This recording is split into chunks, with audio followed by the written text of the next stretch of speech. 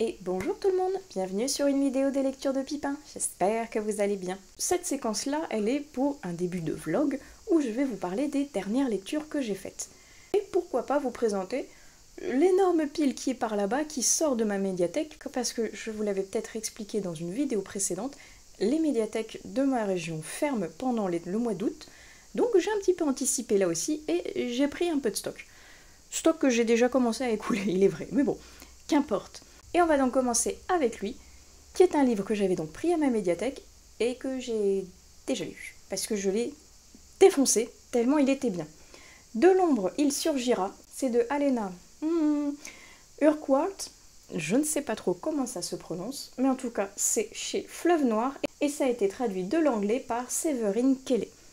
Et cette couverture assez dérangeante, je trouve, fait assez bien ressortir l'atmosphère particulière qu'il y a à l'intérieur de ce roman. Et moi j'ai adoré, comme je vous dis, je l'ai défoncé. Alors certes, il n'était pas très grand, il fait 250 pages, un tout petit peu plus de 250 pages, donc je l'ai dévoré. Et parce qu'il était également excellent.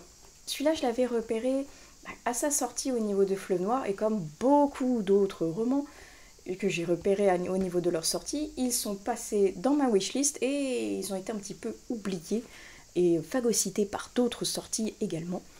Et quand lui je l'ai vu à la médiathèque, je fais oh mon dieu, merveilleux, double merveilleux parce que je l'avais oublié, il repop pile au bon moment parce qu'en plus on va être en Louisiane, dans le bayou, je trouve que c'est parfait en mode chaleur moite de l'été, et parce que vous voyez là, le nom de l'autrice commence par un U, donc je vais pouvoir valider en plus une lettre de mon challenge ABC, thriller et polar. Et ça tombe très bien parce que j'avais donc pas cette lettre et elle est un petit peu compliquée à trouver, on va dire. Ce qui veut dire que c'est parfait. J'augmente petit à petit ce que je lis au niveau de mon challenge parce que je me rends compte que finalement, il y a beaucoup de thrillers que je lis, mais il y en a beaucoup qui ont également la même lettre. Et ça ne m'avance pas du tout. Et comme ça ne m'avance pas du tout, là, j'ai sauté sur l'occasion. Et il était trop bien. Et si je vous disais un petit peu de quoi ça parle quand même, parce que depuis tout à l'heure, je vous en parle, mais vous ne savez pas de quoi il s'agit. Alors, en Louisiane, tapi dans l'ombre du bayou, un tueur en série aussi sadique que méthodique joue au chat et à la souris avec ses proies et nargue les autorités. En particulier le docteur Wren Muller, médecin légiste de renom. Grâce à son savoir encyclopédique sur l'histoire du crime et ses nombreuses années d'expérience, celle-ci ne s'est encore jamais heurtée à l'échec. Du moins, jusqu'à maintenant. Pourtant, en dépit des victimes qui se succèdent sur sa table d'examen et de l'impuissance qui la ronge, rien n'entame la détermination de Wren. Mais parviendra-t-elle à affronter ses propres démons et à stopper la folie meurtrière de celui que les médias surnomment désormais le boucher du bayou? C'était trop bien. C'était trop bien. Sa dynamique, c'est immersif et c'est dépaysant également parce que ça se passe donc au plein milieu de la Louisiane et avec beaucoup concentré au niveau des bayous parce que le tueur il habite au milieu des marécages et il se sert de ce fameux bayou comme un terrain de jeu pour lui. Et c'est bizarre de dire ça mais c'est génial. C'est machiavélique avec des rebondissements qui sont vraiment bien trouvés et auxquels on ne s'attend pas spécialement mais qui donnent justement une tournure à la suite des événements à peu près les 3/4 du livre. Ça change radicalement la vision que l'on a et de l'enquête, et de la médecin légiste, et du tueur. Je vous dirai pas de quoi il s'agit, évidemment, mais ça met un bout de piment incroyablement explosif qui change vraiment toute la donne pour la suite du récit, mais de manière vraiment incroyable. Et la fin, je me suis fait piéger, on va dire, parce que la fin, on arrive vraiment, sans vous faire de spoil, dans l'apothéose justement de la course-poursuite contre le tueur, où la police le traque, où la médecin légiste le traque également. Ils vont l'attraper parce qu'il a laissé trop d'indices, il a fait trop d'erreurs, ça y est, ils sont au bout. Fin à suivre dans le tome 2. J'étais à quoi? Non, non, non, vous pouvez pas couper un instant aussi crucial que ça. Si, ils l'ont fait, mon Dieu. Et il n'y a pas de tome 2 pour le moment parce qu'elle vient à peine d'écrire le tome 1 et elle de rencontrer du succès dessus. Donc je suis à la fois joie et tristesse à la lecture de ce roman magnifique que j'ai adoré. J'ai déjà envie de lire le tome 2. Et je suis complètement ravagée de savoir qu'il n'est pas aigri. Mon Dieu. Mais il est super dynamique, il est très noir, il est bien détaillé avec du glauque comme moi j'aime beaucoup. Et donc comme je vous dis, dans une ambiance un petit peu moite, du Bayou, de la Louisiane pendant les festivals de jazz. Oh, qu'est-ce que c'était chouette. Franchement, l'autrice, elle a une plume qui nous embarque de manière vraiment incroyable. Et la traduction est un petit bijou. Moi j'ai adoré.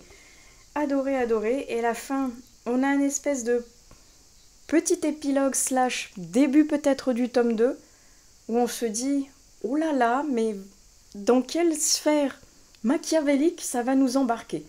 Parce que ça présage du lourd à 300%. Oh, j'ai tellement hâte qu'elle écrive le tome 2 et qu'il sorte, parce que j'ai vraiment adoré ce tome. Je vous avoue que parmi toutes les lectures que j'avais normalement de prévues, il est passé devant toutes. Toutes, je l'ai vu, j'ai fait, je veux le lire, le découvrir, le sortir direct, c'est ce que j'ai fait, et ben voilà, c'est fait, je l'ai lu, je l'ai adoré. Donc, lisez-le. Si vous êtes fan de thriller un petit peu noir sanglant, machiavélique, très bien pensé dans le psychologique, je vous le conseille, il est vraiment super chouette. On part dans un autre registre, mais les 3 que je vais vous proposer, ils n'ont rien à voir l'un avec l'autre. Comme quoi je peux lire de tout, ça ne me dérange pas, même si donc j'ai une très grosse préférence pour le thriller noir et psychologique. Mais là, ce livre, vous l'avez certainement vu si vous avez vu ma vidéo un petit peu road trip pour les vacances d'été. Et il était dans ma palle depuis, je dirais au moins déjà 2 bonnes années, si ce n'est plus, malheureusement. Et je me suis dit non, cette année, c'est le moment, je vais le sortir, le mettre dans ma pseudo-wishlist pioche de lecture de l'été, va me donner envie de le sortir, et c'est chose faite. J'ai voyagé en Europe, mais en mode urbex. Ça y est, il est enfin sorti. Urbex Europe de Timothy Hanem, publié aux éditions Artaud. J'avais déjà dans ma bibliothèque lu la version urbex classique en France, et il avait sorti une version en Europe. Et j'avais très envie de le découvrir, puisque je suis fan d'urbex en tant que spectatrice et en tant que pratiquante. Même si ça fait très longtemps que je ne suis pas retournée sur un lieu aussi magnifique que ce qu'il a présenté dans ce livre. Mais en tout cas, si vous ne connaissez pas l'urbex, c'est le mot qui est la contraction de 2 autres, de Urban Exploration. Et l'exploration urbaine, en français, c'est d'aller dans un lieu qui a été abandonné, avec, dans le bonus, un passé qui est plutôt historique, avec des détails un petit peu croustillants comme ça. Enfin, en tout cas, moi, c'est ce que je recherche tout particulièrement. Et un lieu qui a été donc abandonné, qui peut être autant un manoir qu'une maison, qu'un sanatorium, qu'une ancienne usine, pourquoi pas. Bref, peu importe, quelque chose qui a du passé, qui n'est donc plus habité ou utilisé, et qui va donc servir de terrain de jeu pour les urbexeurs, qui sont friands de faire des photographies de ces lieux incroyables, de les visiter, de dénicher le passé et de pouvoir, pourquoi pas, en déceler des mystères, trouver peut-être quelque chose de fabuleux, un petit détail qui va faire que cette visite va être monumentale et mémorable. En sachant que l'urbex est quelque chose d'assez interdit, vu qu'on va sur des lieux qui sont certes abandonnés, mais qui sont toujours des propriétés privées parce qu'ils appartiennent à quelqu'un, que ce soit l'État ou un propriétaire lambda. Donc c'est interdit et c'est également dangereux vu que ce sont des lieux abandonnés, donc parfois un petit peu dégradés ou qui sont sur un déclin plus que certain, avec peut-être, je ne sais pas, des poutres qui sont tombées, des bouts de ferraille qui peuvent sortir du sol, un plancher qui peut se dérober sous nos pieds. C'est pourquoi donc cette pratique est doublement interdite et dangereuse, mais que moi ça me passionne. Et à l'intérieur, Timothy, il nous propose de visiter des lieux comme ça qui ont été oubliés, qui ont été dévorés par la nature, qui ont parfois été même malheureusement saccagés, parce qu'il y a beaucoup de lieux où c'est devenu des terrains de jeu pour les casseurs, voire même pour tout ce qui est les sorties un peu de paintball, des trucs comme ça. Donc il y a beaucoup de tags, il y a beaucoup de casses, et il y en a beaucoup qui disparaissent malheureusement également parce qu'ils ont été donc complètement vandalisés et que des crétins ont rien trouvé de mieux que de mettre le feu. Bande d'abrutis. Donc moi je trouve ce style trop joli, comme vous voyez. C'est un aussi dessinateur, donc il a un style particulier. Et à côté, il nous propose son histoire, sa version de son urbex, avec des photographies absolument magnifiques. Et ce donc à travers l'Europe, une petite dernière pour la route, à travers l'Europe, donc des lieux secrets, des lieux cachés, des lieux abandonnés. Et moi j'aime toujours autant voyager avec cet auteur, qui d'ailleurs, si je ne me trompe pas, le site Glokland, c'est lui qui le tient, s'il existe toujours, parce que ça fait très longtemps que je ne suis pas allée dessus. Et c'est pareil, c'est un site qui récupère beaucoup de lieux d'urbex avec des photos. Mais incroyable, moi ça me fait rêver et voyager rien qu'en les regardant. Et maintenant j'ai terriblement envie d'aller visiter ces lieux par moi-même, il est vrai. Donc, ça y est, l'un de mes premiers voyages qui était présent sur ma vidéo a été fait, et ça me permet en même temps de dépoussiérer ma palle par la même occasion. Et le dernier en version papier que je voulais vous présenter, qui n'a donc, vous allez voir, rien à voir au niveau du style que les deux autres, parce qu'on va parler de romance. Et on va parler donc, ça y est, du dernier Tina Muir qu'il me restait à lire. Je l'ai lu, et ça me fait presque un vide maintenant de savoir que ils sont derrière moi, mais je les ai tous lus, je n'ai plus de retard, ça y est, et qu'il n'y a pas encore de nouveaux romans. Tristesse et désolation, mais en attendant, j'ai lu, ça y est, Au risque de t'aimer, donc de Tina Muir, qui est ici publié aux éditions BMR. C'est le tome 2 de la duologie de deux frères. Le premier tome étant Cœur solitaire en péril, où on suivait Samuel au fin fond du Canada, mais je vous en dirai pas plus. Il est dans une de mes précédentes vidéos si jamais il vous intéresse. Et le tome 2, on va suivre donc le second frère qui est Victor. Victor qui est rentré dans le système de protection des témoins parce qu'il a aidé à faire tomber un grand trafiquant d'art, notamment. Et maintenant, donc, il est sous couverture, il est complètement protégé, il est coupé de sa famille et de ses amis. Et c'est l'agente spéciale Lisebert qui est chargée de sa protection. Elle a toute une équipe qui va l'aider, mais c'est assez compliqué pour elle vu qu'elle est tombée sous le charme de ce monsieur, évidemment. Et donc, protéger un témoin tout en restant distante, réussir à faire son métier et couper ses sentiments, c'est compliqué. Surtout quand il s'agit d'un beau gosse qui est à la fois donc beau, qui est une plastique irréprochable, qui a un charisme incroyable, et accessoirement qui fait beaucoup de sport, notamment du surf, donc vous voyez, plastique de rêve, tout ça. Mais Lise, elle a un problème également, c'est que ce fameux trafiquant qu'elle a réussi à mettre sous les barreaux et que Victor a aidé à faire tomber, il s'est évadé de prison. Et il n'a qu'une envie, c'est de se venger de tout le monde, notamment donc de Lise. Mais également parce que parmi toutes les œuvres d'art qu'elle a récupérées et qu'elle est en train d'essayer de redonner aux personnes auxquelles elles appartiennent réellement, il y a une statue égyptienne qui est quelque chose d'un petit peu mystique, et lui il en est fan inconditionnel, et il va tout faire pour détruire Lise et son équipe, mais récupérer cette fameuse statuette. Et on va être à la fois dans une romance un petit peu à suspense, mais avec un côté un petit peu fantastique également, avec cette fameuse statuette qui dégage quelque chose de particulier lié à l'ancienne Égypte, lié à la déesse Isis, et à beaucoup d'autres choses avec du chamanisme, avec des détails que je ne vous décrirai pas parce que je suis sadique, il est vrai, et parce que je vous laisserai tout découvrir à l'intérieur de ce roman. Alors je vous ai dit que c'est le tome 2 de la duologie des frères Samuel et Victor, mais vous pouvez tout à fait le lire indépendamment également, parce que on fait référence à la famille de Victor certes, mais assez peu et de manière totalement bien expliquée, donc si vous n'avez pas lu le premier tome, vous ne serez pas perdu, il n'y a aucun souci là-dessus. Mais le fait, c'est vrai, d'avoir lu le premier tome avant, ça permet d'avoir des petits clins d'œil et des détails qui font sourire quand il y a certains personnages qui sont énoncés à l'intérieur. Et donc, c'était pas mal du tout. Ça change vraiment radicalement du premier tome, qui n'avait pas du tout ce côté fantastique à l'intérieur, mais justement j'ai bien aimé, parce que déjà j'aime beaucoup l'Égypte, j'aime beaucoup la déesse Isis également, et ça apporte une dimension toute particulière à ce qui aurait pu être une, entre guillemets, romance policière classique.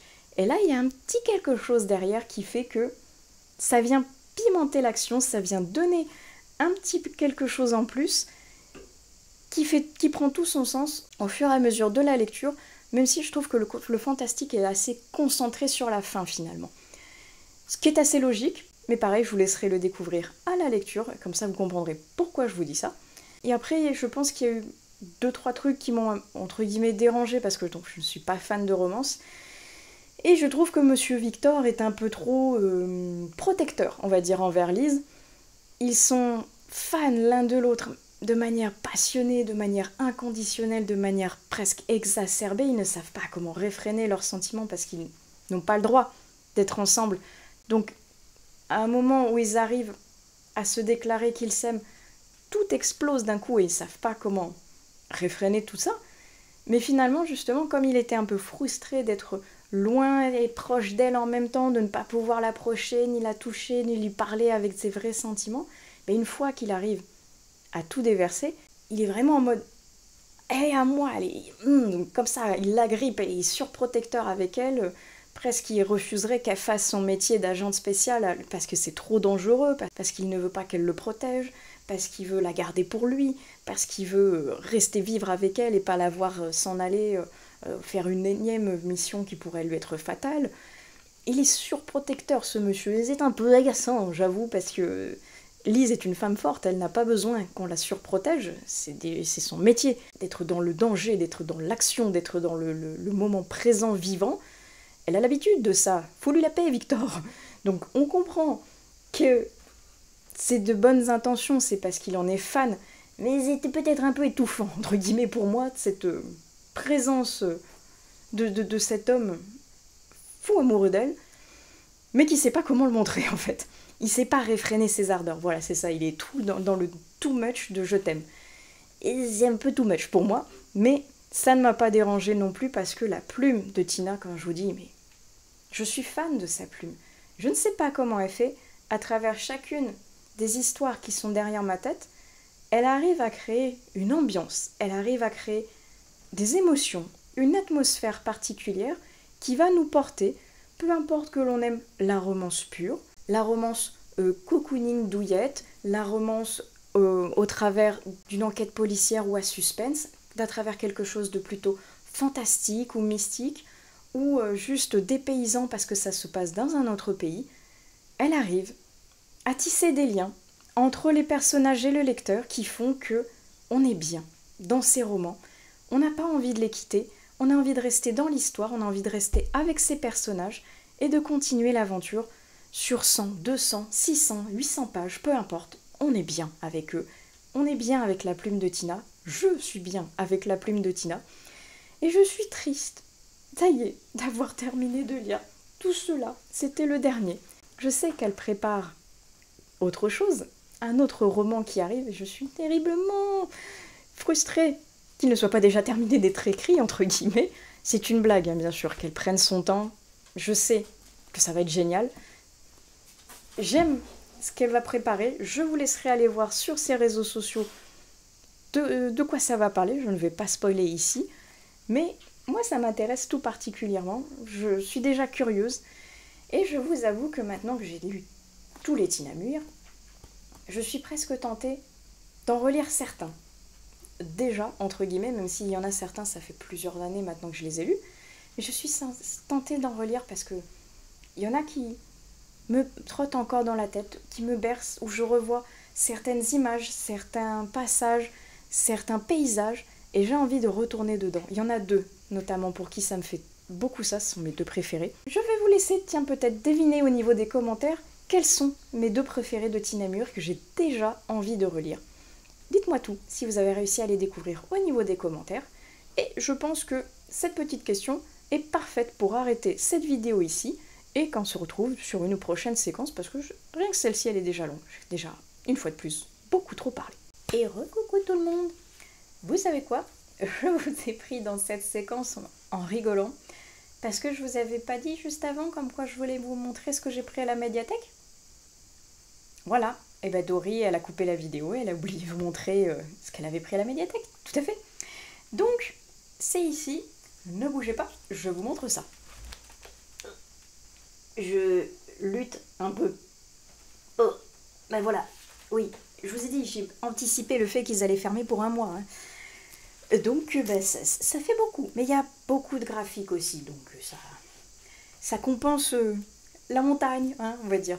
Alors le premier, il vient pas de la médiathèque, il est à moi, mais j'avais oublié de vous dire comme quoi je l'avais lu dans la vidéo précédente, parce que j'ai tout oublié dans la vidéo précédente. C'est le tome 11 maintenant de Fruits Basket, que je continue petit à petit, et lui il était tout à fait à propos parce qu'il se passe pendant les vacances d'été.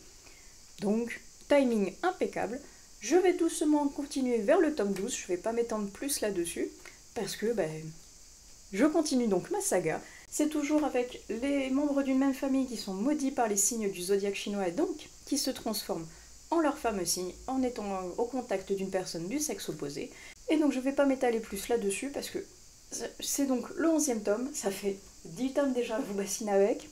Donc je vais basculer sur le tome 12, tranquillou, et continuer ma saga. Et donc on en arrive à ça, cette pile énorme. Mais le premier, vous l'avez vu dans la séquence juste avant, avec de l'ombre, il surgira, donc je ne vais pas m'étaler dessus. Il faisait donc partie de la fameuse salve où j'ai craqué à la médiathèque parce que je voulais le lire absolument. Et je m'étais dit, sinon, mon Dieu, je vais manquer absolument de lecture pendant leur fermeture. Un drama queen, alors que c'est pas comme si j'étais entourée de livres qu'il fallait que je lise déjà chez moi. Mais qu'importe, celui-là, un très bon thriller, je l'ai lu. Et donc, on bascule tout de suite à la prochaine lecture. Ah lui, vous pouvez pas savoir à quel point j'étais heureuse de l'avoir trouvé à ma médiathèque, parce que je n'ai pas lu les romans, mais j'en entends parler à foison. Et j'avais vu que le premier tome avait été fait en roman graphique, et je voulais voir ce que ça allait donner, Les Gardiens des Cités Perdues. Et donc c'est de Shannon Messenger, certes, mais adapté par Célina Fresne et illustré par Gabriela Canello. C'est publié chez Lumen et c'est le volume 1, partie 1. Et je voulais vraiment découvrir cette saga dont tout le monde parle, qui est, on m'a dit, à mi-chemin entre un Harry Potter et Nevermore. Donc il y a beaucoup de tout ce qui est fantastique, il y a des nouveaux mondes, il y a des personnages apparemment très attachants, de l'humour, c'est du jeunesse. Et je voulais voir ce que ça donnait en version au moins roman graphique, vu que je pense pas pour le moment avoir le temps ni l'envie d'aller me lancer dans une saga où il y a déjà au moins 8 tomes de sortie et qui sont tous des pavasses énormes.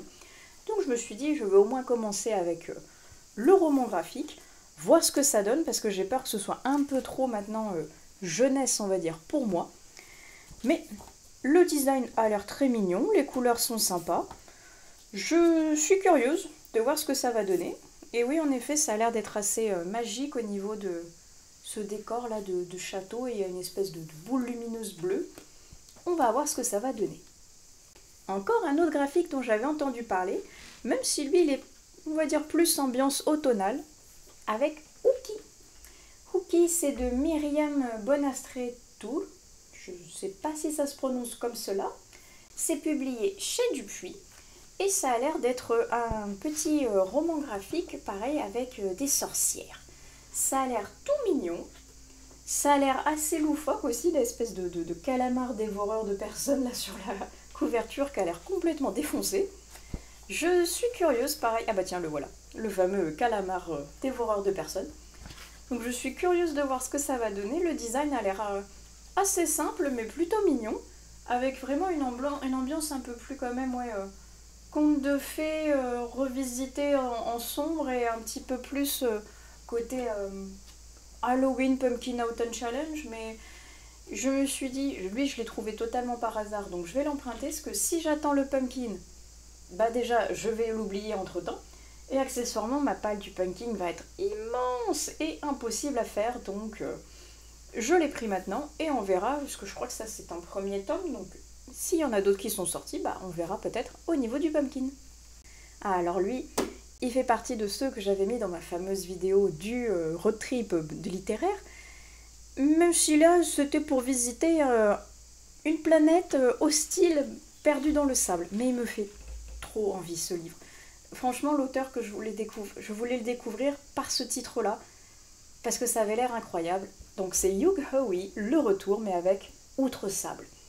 Et c'est vrai que cette couverture-ci fait pas trop ambiance désertique, ça fait vraiment quelqu'un qui va dans l'espace, mais celle au livre de poche, dont je vous mettrai la couverture juste ici, ça fait vraiment plus côté mystérieux, évasion dans un désert. certes qui va être sur une planète, mais il me fait vraiment envie celui-ci. C'est vraiment ce titre-là qui m'a fait envie de découvrir cet auteur de science-fiction. J'ai très hâte, parce qu'en plus, si j'aime, je sais qu'il y a Outre Dune, le tome 2, qui est sorti, qui a l'air également incroyable, donc affaire à suivre, mais lui, c'est sûr, je vais me le lire cet été. Alors lui, c'est pareil, je suis tombée dessus par hasard. Ça faisait un bout de temps que j'avais envie de découvrir La Plume de l'Autrice en version roman et que jamais je ne prends le temps de la sortir. Donc là, il existe en roman graphique, je vais enfin découvrir un Agnès Martin-Lugan, enfin j'espère, avec Les gens heureux lisent et boivent du café. Et là, c'était adapté par Véronique Grissot et Cécile Bidot, publié aux éditions Michel Lafon. Alors c'était pas trop tant ce titre qui me faisait envie, mais honnêtement, comme je l'ai découvert ici en version roman graphique, je me suis laissée tenter et le design a l'air assez sympathique, avec des personnages et une mise en scène assez simple, mais je suis curieuse de voir ce que va donner enfin La Plume d'Agnès Martin-Lugan. Même si, comme je vous disais, c'était pas tout à fait ce titre-ci qui m'intéressait. Moi, c'est beaucoup La Datcha et son dernier roman qui est sorti. Mais celui-ci, j'en ai beaucoup entendu parler en roman, donc on va voir ce que ça va donner au niveau graphique et peut-être que ça va mettre le pied à l'étrier pour ensuite basculer sur le roman. On passe maintenant à du webtoon. Oui, je vous ai dit, j'ai pris pas mal de graphiques parce que les romans que j'ai pris, ils sont costauds. Et là, j'avais envie de lire un webtoon parce que j'avais envie de découvrir ça cette année. J'ai commencé à en lire quelques-uns et celui-ci m'intriguait beaucoup parce que j'en entends beaucoup parler. True Beauty de Yang Yi et c'est publié chez K-Books et il est super shiny et je suis curieuse de voir ce que ça va donner parce que donc j'en entends beaucoup parler. Le design a l'air assez sympa, moi je trouve que c'est plutôt bien fait et je suis curieuse de voir après ce que ça va donner au niveau de l'histoire, si ça va me plaire ou non, parce que comme ils ont les tomes à ma médiathèque, je me suis dit pourquoi pas découvrir au moins le tome 1. Ce petit manga, je ne le connaissais pas du tout avant de tomber dessus à ma médiathèque, et j'ai trouvé la couverture beaucoup trop mignonne, et le titre intriguant, donc je me suis dit, lançons-nous. Est-ce que vous connaissez ce manga? Il s'agit de Un dragon dans ma cuisine, avec au dessin on a, oh là là, c'est en un seul mot, Miyoshi Furumachi, voilà, et au scénario, Riri Shimada, et c'est publié chez Nobinobi. C'est le premier tome, et regardez cette couverture beaucoup trop chou. Moi j'ai trouvé le design trop mignon, rien qu'en regardant la couverture. Regardez ce bébé dragon, et je le trouve énorme, il est trop mignon, et puis comme il y avait le mot cuisine dedans, je me suis dit, oh, est-ce qu'on va parler de bons petits plats avec un dragon qui pop comme ça de nulle part, qui va vouloir dévorer la cuisine, peut-être, je ne sais pas. Oh, il est trop mignon, regardez, cette bouille. Moi, je l'adopte. Oh non, regardez, on l'adopte. Il est trop mignon, ce petit dragon. Beaucoup trop chou. Donc, je vais voir ce que ça donne. Est-ce que c'est un dragon qui veut dévorer la cuisine entière? On va découvrir ça, mais en attendant, moi, je le trouvais trop mignon. J'ai pris quand même le tome 3 de Deep Sea Aquarium Magmel parce que même si j'étais pas convaincue, on va dire à 100% au niveau des 2 premiers tomes, je me suis dit que tant qu'à faire, il y avait le tome 3 à portée de main, j'allais le découvrir, et qu'est-ce que c'est que cette chose? Qu'est-ce que c'est que cette chose?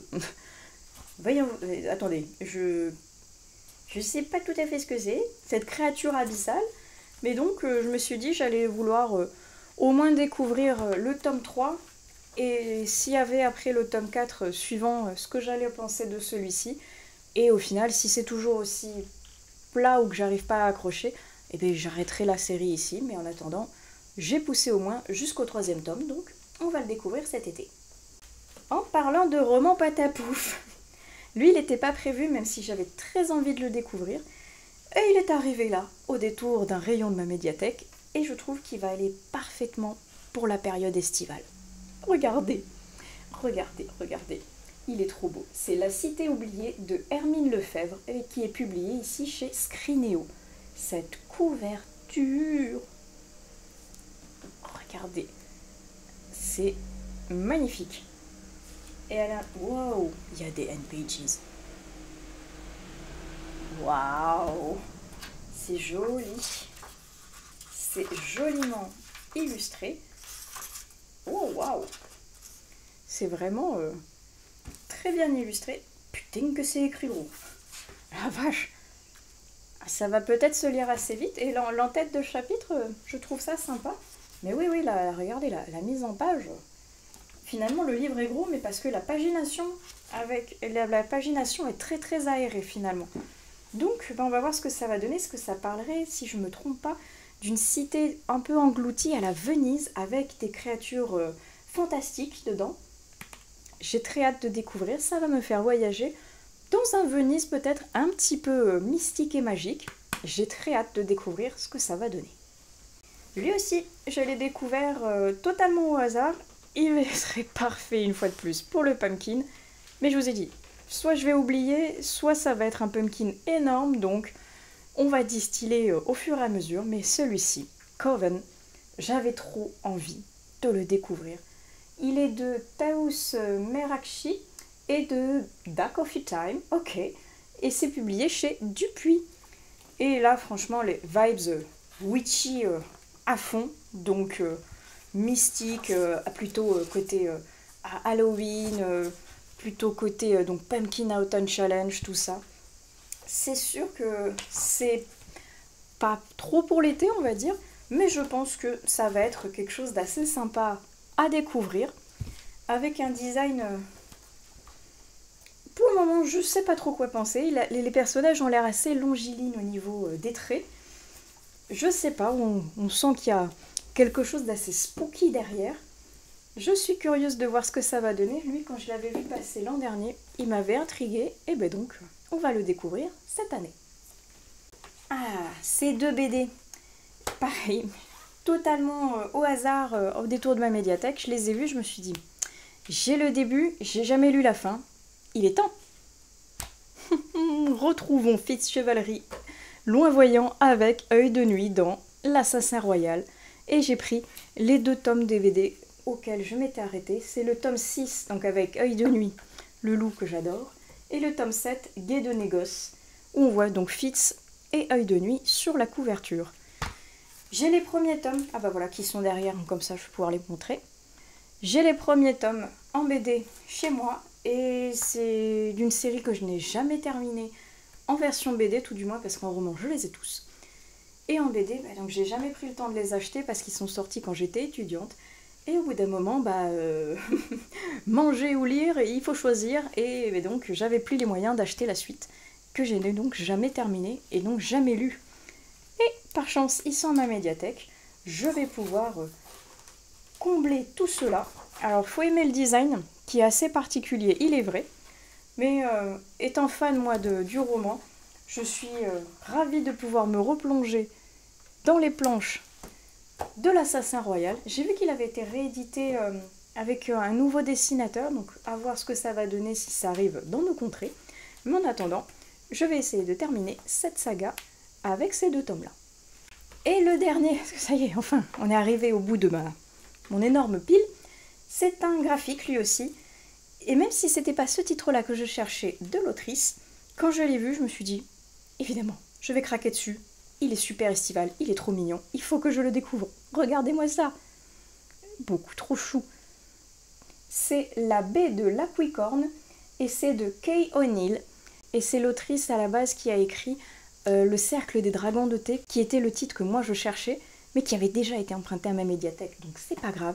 J'ai trouvé celui-ci qui sera de toute façon très estival. Oh, beaucoup trop mignon. Regardez, c'est le petit dragon qui est là. Oh, mais regardez, je fonds. Ils sont beaucoup trop choux. Et le design, je le trouve très mignon. Je pense qu'il va être très estival, j'allais dire, mais non, mais il est également beaucoup trop mignon. J'aime beaucoup. Oui, est-ce qu'on va parler de dragon, de licorne, de plage, de mer. Donc, je pense que ça va être quelque chose de très doux, de très beau à pouvoir découvrir cet été. Et j'espère pouvoir, à la rentrée, découvrir le cercle des dragons d'été qui a l'air vraiment très joli lui aussi. et qui m'intrigue beaucoup. Ça y est, je vous ai montré ma pile gigantesque. Alors vous voyez, il n'y a pas beaucoup de romans, mais c'est 3 beaux bébés, dont un que j'ai déjà lu finalement. Et après, j'ai envie de vous dire, c'est pas grave si j'ai pas pris beaucoup de romans à la médiathèque, parce que de toute façon, il m'en reste quand même beaucoup que je dois lire parmi ma bibliothèque. Parmi ma palle aussi du Ice Cream Summer Challenge, et ils sont en physique ici. Et j'en ai d'autres également qui sont en e-book, et notamment des SP. Donc autant vous dire que c'est bon, 3 romans dont un déjà lu, ça suffit amplement, surtout que c'est 2 gros bébés que j'ai derrière. Donc en attendant, ça y est, cette séquence-ci est finie. Dites-moi si vous avez emprunté vous aussi des livres pour la médiathèque et quelles sont vos futures lectures pour cet été. Qu'est-ce que vous comptez emmener vous en vacances? Moi je pense que parmi ceux-là, suivant comment je vais m'organiser, j'emmènerai bien Outre-Sable avec moi parce que il a l'air très sympa et c'est le plus petit des deux, donc le plus transportable. Bref, racontez-moi tout dans les commentaires et on se retrouve sur une prochaine séquence. Et rebonjour tout le monde! Je vous reprends sur potentiellement la dernière séquence pour ce vlog avec une canicule qui me fait fondre complètement. Il fait super chaud et je vais commencer pour vous parler de lecture avec un Stephen King. Parce que ça fait longtemps que je vous ai pas parlé du King. Et parce que celui-ci, il était dans un de mes challenges, et donc il m'a permis de le valider. Et accessoirement, celui-ci, je l'ai emprunté à ma mère depuis tellement longtemps que je ne sais même plus exactement quand. Et qu'il était temps quand même que je lui rende, parce que je vois là-bas, sur mon étagère, qu'il y en a d'autres que je lui ai emprunté et toujours pas redonné. Donc, ça me permet de continuer à lire des Stephen King, ici alias Richard Bachman, et c'est Blaze. Ça, c'est une édition assez vieille, si je ne me trompe pas, de chez France Loisirs, qui est avec une dust jacket et en dessous. Il est tout simple, mais je le trouve très très beau. Et il n'y a rien de plus derrière, il est noir, tout simplement.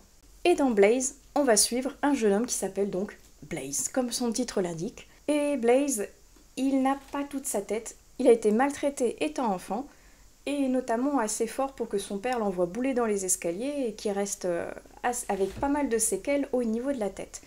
Donc maintenant Blaze, c'est un colosse gigantesque mais avec un cœur et un cerveau d'enfant finalement. Il n'a pas toutes ses facultés et du fait que justement c'est quelqu'un d'assez malléable et d'assez impressionnable, et bien il se fait embarquer dans des mauvaises situations. Notamment avec un de ses amis qui est toujours fourré dans les plus mauvais coups. Que ce soit du vol, du racket, des braquages, bref.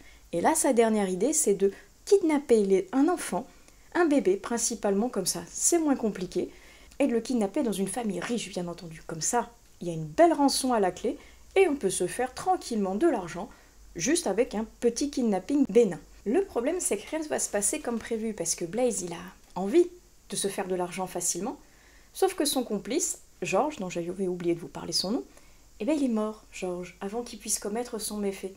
Sauf que Blaze, il entend toujours George lui parler et lui dicter sa conduite. Donc est-ce que George est vraiment mort ou est-ce que ça fait partie, pareil, du psyché malade de Blaze qui continue à faire vivre son ami après sa mort? Il n'y a pas vraiment de côté horrifique ou fantastique dans celui-ci, même si on pourrait s'y l'imaginer avec justement ce George qui est mort, pas mort à la fois. Mais il y a une explication tout à fait logique que je vous laisserai découvrir bien entendu, avec ce Blaze qui n'est pas spécialement méchant, qui n'est pas spécialement mauvais, mais qui de par son retard intellectuel et ses mauvaises fréquentations qui en profitent, et bien finalement il est en train de mal tourner, jusqu'au point donc de faire ce fameux kidnapping et d'être pourchassé par tous les services de police du pays. Ça craint pour lui. Alors que c'est quelqu'un normalement de doux, qui ne veut pas de mal aux autres, mais comme il se laisse embrigader très facilement, et ben ça tourne mal. Donc c'est pas le meilleur, on va dire, des Stephen King que j'ai lu, du fait que justement il manque tout ce côté horrifique et fantastique qui font que l'auteur est un pilier du genre. Mais par contre, il se lit très très vite. Il est, franchement, en plus dans cette édition-là, il a une mise en page qui est vraiment très très aéré, donc ça se lit tout seul et très rapidement. Il était pas mal quand même, ça permet de suivre une autre facette de l'auteur.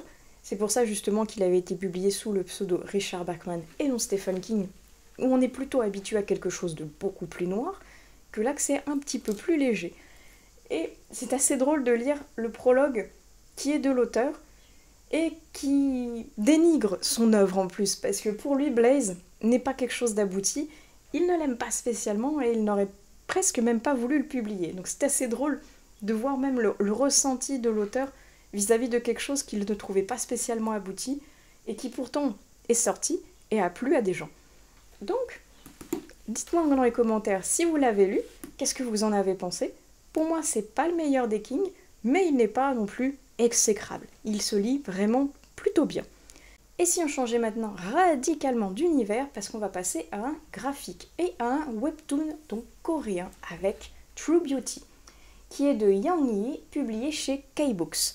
Et celui-ci, j'ai pu le trouver à ma médiathèque et j'en suis ravie parce que il m'intrigue beaucoup déjà avec cette jolie couverture avec cette jeune femme dessus et parce que je ne suis pas du tout habituée au webtoon, mais donc c'est en couleur. Et ça fait plaisir de voir que l'adaptation n'est pas comme un manga, n'est pas donc en noir et blanc. Et j'aime beaucoup la disposition de tout ce qui est la mise en page, les bulles, la colorisation et compagnie. Je vous ferai un petit close-up de toute façon. Mais rien que, regardez, c'est vraiment super joli. Et elle arrive en plus à faire autant des personnages entre guillemets beaux que caricaturaux. Et c'est pas mal du tout. Et si on parle un petit peu du résumé, il y a marqué « Suivez les aventures d'une lycéenne harcelée à cause de son apparence et qui, grâce à la maîtrise de l'art du maquillage, va devenir la déesse de son lycée. Mais combien de temps pourra-t-elle garder son secret ?»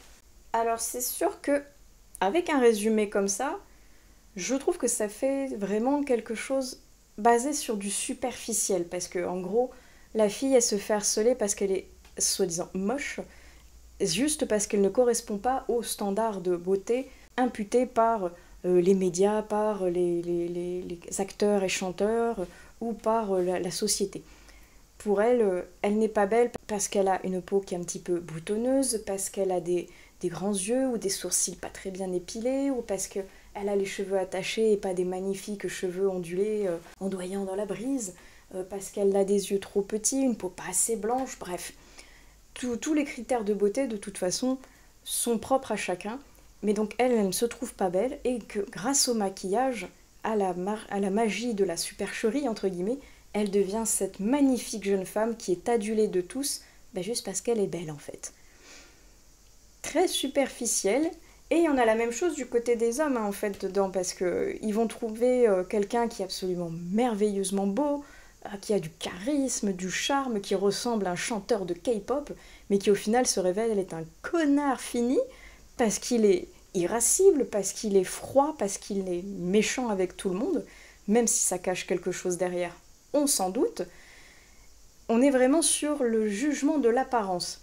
Alors c'est un premier tome qui peut-être est un petit peu introductif, justement pour poser les bases de la Corée est vraiment basée sur l'apparence dans ce livre, même si ça me fait fortement penser au roman que je voulais lire et que je n'ai toujours pas lu, Si j'avais ton visage, qui est vraiment pareil, basé là-dessus sur l'apparence des femmes dans la société coréenne.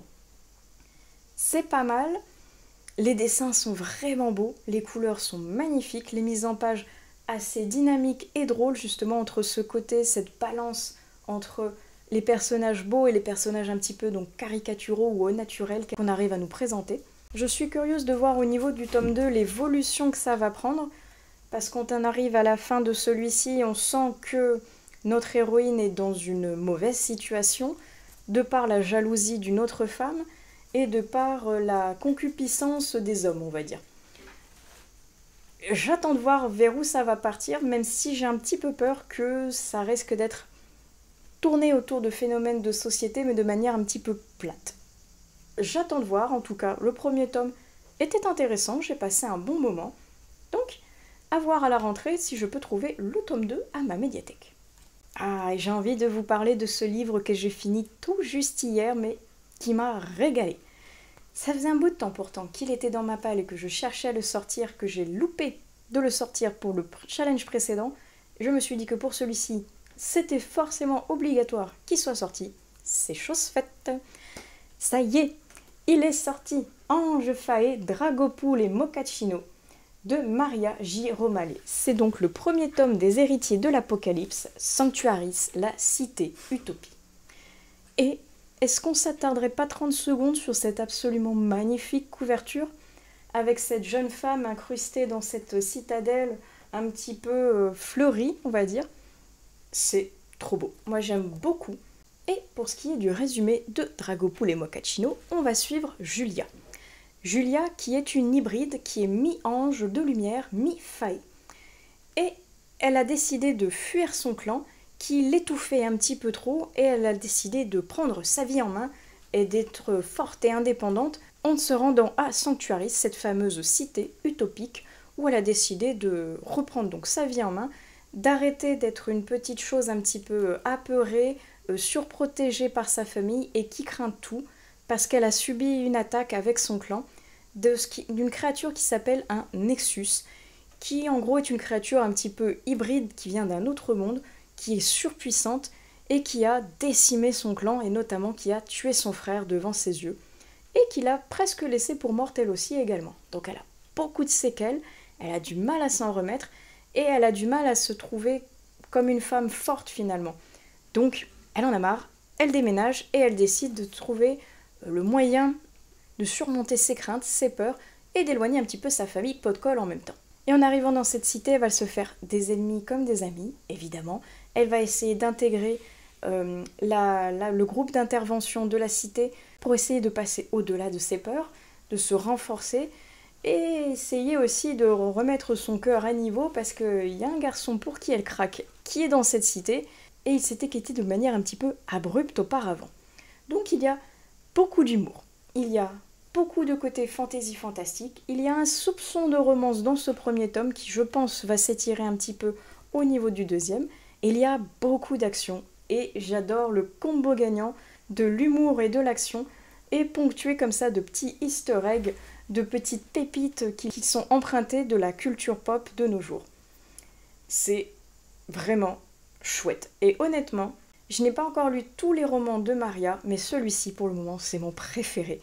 Il est génial, on sent qu'elle a vraiment évolué au niveau de son écriture par rapport à Changelings par exemple que j'ai lu précédemment.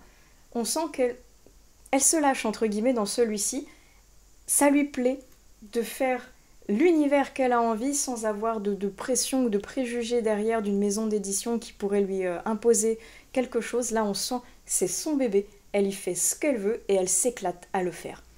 Et c'est ça que je trouve vraiment vraiment génial, il est super chouette et j'ai très hâte de pouvoir découvrir le tome 2 parce qu'honnêtement la fin du tome 1 est très sympa mais elle appelle la suite assez rapidement. Donc je sais qu'il est sorti et si en septembre le château qui fait à chaque fois les journées du patrimoine avec en même temps un salon littéraire le refait cette année et que Maria y va, je serai là pour acheter le tome 2 parce que j'ai vraiment beaucoup aimé celui-ci.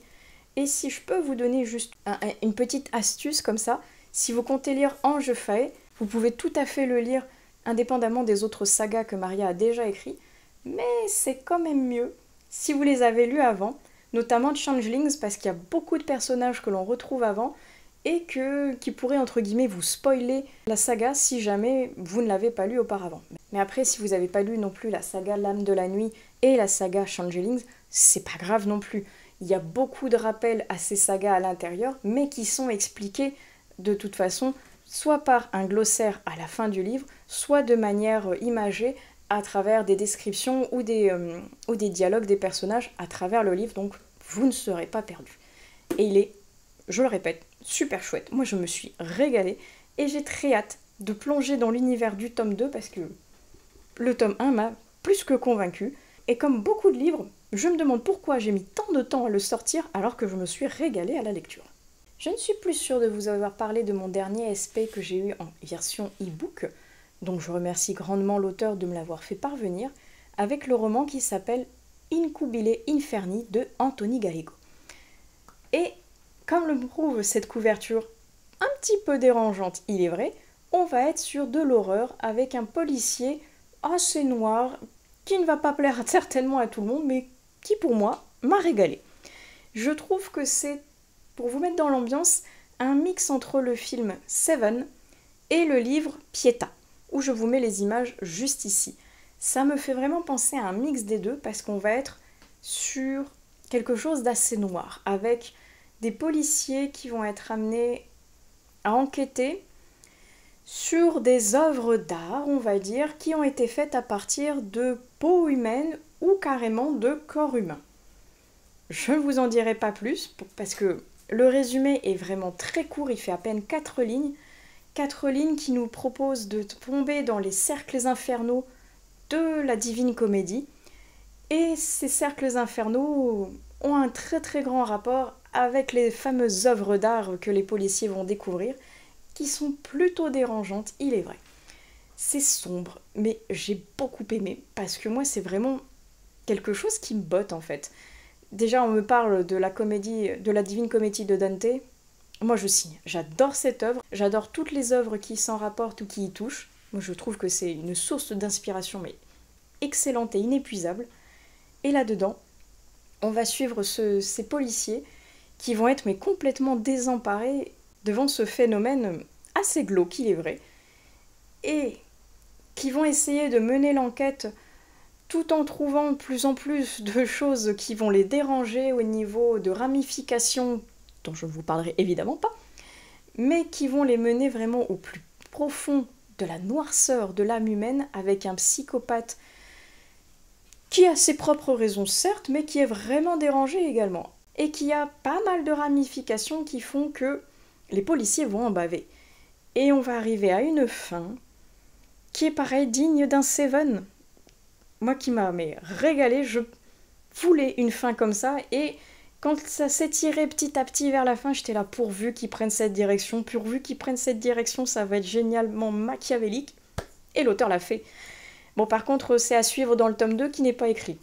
Donc c'est doublement machiavélique et génial, mais bien joué, mais maintenant, j'attends. J'attends la suite parce que ça va remettre d'être assez grandiose et encore plus noir, je pense, que le premier tome. Mais en tout cas, il était vraiment chouette.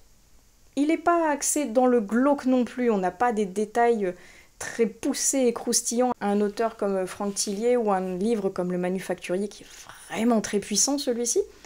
Mais on est quand même dans une ambiance qui est plutôt bien décrite, qui essaye d'être oppressante, d'être un petit peu glauque, un petit peu moite comme ça, dérangeante, qui est vraiment pas mal du tout. Donc si vous l'avez pas lu, pourquoi pas faire un petit tour vers Amazon ou vous rapprocher de l'auteur pour savoir où pouvoir vous le procurer, parce qu'il était vraiment sympa. Et je pense que niveau lecture, on va s'arrêter là, c'est déjà pas mal au niveau de toutes les séquences que je vous proposerai dans ce vlog-ci. Et je pense d'ailleurs que dans le prochain vlog, je vous parlerai de la lecture audio que j'ai en cours parce que je ne l'ai pas tout à fait fini. Et il me reste 2 heures d'écoute à peine, donc je vais le terminer et je vous en parlerai dans une prochaine vidéo. Est-ce que j'ai des choses à dire dessus? Il est particulier ce livre. Mais bon, bref, on va s'arrêter là au niveau des lectures. Et qu'est-ce que je voulais vous dire déjà? Oui, je vous disais que donc je vais bientôt partir en vacances, mais ne vous en faites pas. Je vais programmer quand même 2-3 petites choses pour que vous ayez des vidéos ou des photos à vous mettre sous la dent entre YouTube, Instagram et peut-être le blog.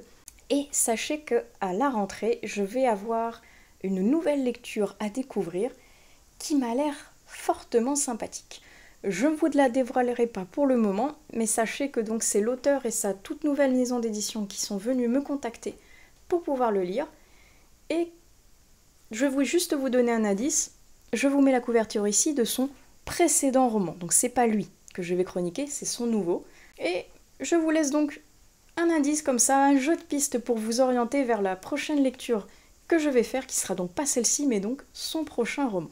Et sinon, est-ce que vous vous souvenez, il y a quelques mois déjà, je vous disais que j'avais un nouveau partenariat avec une maison d'édition connue, que j'étais super contente et étonnée qu'ils soient venus me chercher parce qu'en général, on me dit que j'ai pas assez d'abonnés, donc je suis trop petite pour une grande maison d'édition.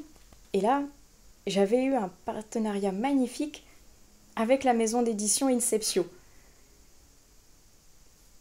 Comment vous dire?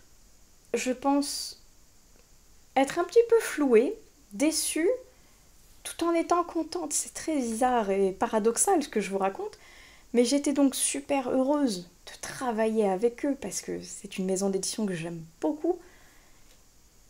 Et je suis fortement désappointée parce que visiblement cette maison d'édition aurait coulé. Mais qu'à aucun moment la maison d'édition nous a dit qu'elle a coulé. Je vous avouerai que s'il n'y avait pas eu Elodie de la chaîne Ingrid, la lectrice, qui m'avait dit « Oh, bah c'est dommage que cette maison d'édition n'existe plus », j'étais là « Pardon ?» Mais à quelle heure? Je viens juste d'avoir un partenariat, je viens juste d'avoir l'e-book Les Soldats de la Nuit pour qu'on en parle et compagnie. Elle me dit « Mais non, mais en fait, elle a coulé la maison d'édition, elle a été rachetée, puis ça n'a pas marché. » Je dis « Ah mais on n'est pas au courant, nous, petits gens qui sont partenaires de la maison d'édition. » Mais apparemment, même les auteurs n'étaient pas au courant que la maison d'édition avait coulé. Mais je trouve ça pas sympa, pas professionnel du tout, en fait, de faire ça. De venir se servir des gens comme ça pour faire de la pub alors que tu vas couler derrière. C'est quoi le but? Je comprends pas trop, en fait. Il faut m'expliquer. Ou alors elle va repopper de ses cendres tel un phénix, rougeoyant, je ne sais pas. Mais si elle a vraiment coulé, c'est absolument pas pro, ni sympa pour les auteurs et pour les personnes qui travaillent avec eux, de laisser ça sous silence. Moi, je trouve que c'est un peu flouer les personnes, leur mentir et se servir d'elles. Et si jamais elle va continuer, eh bien même un soupçon de communication, ça pourrait être pas mal pour pouvoir les rassurer. Mais je vois qu'il y a beaucoup d'auteurs et autrices qui les ont quittés, et notamment l'autrice de Les Soldats de la Nuit, quand j'ai fait ma chronique sur Instagram, qui m'a dit « Mais par contre, je suis plus chez Inceptio, j'ai récupéré mes droits et maintenant je suis en auto-édition vu qu'ils ont coulé. » À aucun moment Inceptio ne m'en a parlé, vu que c'est eux qui m'ont envoyé le manuscrit, en fait. Moi, je trouve pas ça pro. Et il n'y a pas de com. Je n'aime pas, en fait, quand il y a ça. Il y a déjà une maison d'édition qui m'a fait le coup, qui m'envoie un livre pour que j'en parle, et du moment que je leur pose des questions, il n'y a plus personne derrière. Alors moi, j'adore quand on m'envoie des livres gratuitement, évidemment. Mais après, j'ai l'impression qu'on sert un petit peu de moi, et pourtant, j'ai pas un compte avec des millions et des millions d'abonnés. Mais donc, je sais pas, enfin, dites-moi tout dans vos commentaires, quels seraient vos ressentis par rapport à une situation comme ça. Moi, je suis un peu dubitative, je vous avoue, parce que est-ce que je dois être contente d'être avec une maison d'édition, même pour un livre, ou est-ce que je dois me sentir un petit peu flouée d'avoir été utilisée comme ça, en sachant pertinemment qu'ils allaient couler? Le doute. Je ne sais pas, je vous avoue que je ne sais pas trop comment le prendre, et en tout cas, je suis assez déçue. Parce que moi qui justement me faisais une joie d'avoir un partenariat avec une grande maison d'édition comme ça, une fois de plus, c'est une porte qui se ferme à mon pif, hein. Comme beaucoup.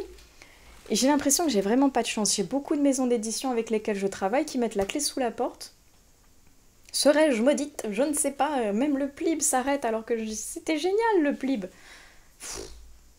Je ne sais pas ce que j'ai fait à la vie pour que j'ai un karma aussi pourri que ça, mais en tout cas, donc... Voilà, c'était pour vous dire que normalement, vous ne verrez plus. Inceptio, ça a été rapide, finalement. Le partenariat le plus rapide de mon existence. Affaire à suivre. Mais en attendant, je pense que c'est la fin. Vous n'aurez vu qu'un seul livre avec eux, mais tant pis. Je peux rien vous dire de plus que je suis fortement déçue, c'est tout. Et voilà, c'est la vie, hein, on continue, je vais continuer à lire d'autres livres même de la maison Inceptio, c'est pas grave. Les auteurs n'y sont pour rien, donc voilà, il y en a qui ont déjà repris leurs droits, qui ont retrouvé des maisons d'édition, ou qui sont passés par l'auto-édition, ou d'autres encore qui cherchent.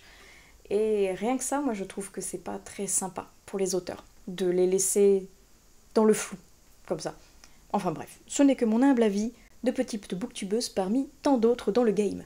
Enfin bon, bref. Sinon, je pense que je vais vous laisser ici, parce que j'ai déjà beaucoup trop parlé vis-à-vis du timer que je vois là-haut, qui est énorme, en sachant que c'est qu'une séquence. En attendant, j'espère que cette vidéo vous aura plu.